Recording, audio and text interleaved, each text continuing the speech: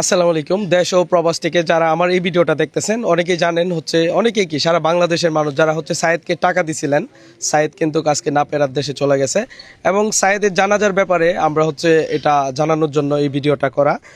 বিশেষ করে আমি বলবো আপনাদেরকে সায়েদের জন্য মন থেকে দোয়া করবেন এবং কি যেই সূরাগুলো পড়লে সায়েদের আত্মার বা রুহের জন্য গুনাহ মাফ হবে, এই দোয়াগুলাই বেশি করে পড়বেন।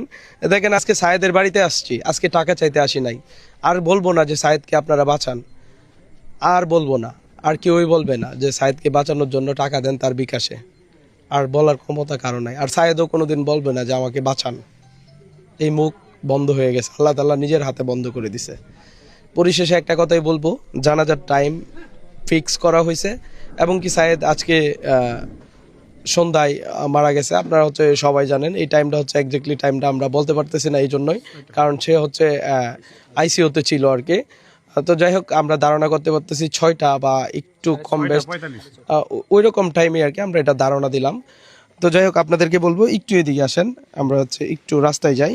তো আজকে যেখান থেকে আমরা অসংখ্যবার সায়েদের জন্য টাকা চাইছি সেই জায়গাতেই আছি, বাট সায়েদ আজকে নাই। সায়েদ পরপারে চলে গেছে। এখানেই আমরা বলতে চাইতেছি সায়েদের জানাজার টাইম কাল জোহরবাদ, নাকি জোহরবাদ তার নিজ স্থানীয় বাড়িতেই, যেখান থেকে আপনারা অনেকেই টাকা দিয়ে গেছেন, বুসারকান্দা। অনেকেই চিনবেন না, করিমগঞ্জ বুসারকান্দা, কিশোরগঞ্জ সদর থেকে করিমগঞ্জ বুসারকান্দা, তার নিজ বাড়িতেই জানাজা অনুষ্ঠান হবে। আর আমি আপনাদেরকে বলবো খুব দূর দূরান্ত থেকে যারা আসবেন তারা টাইমটা মেনটেন করার চেষ্টা করবেন।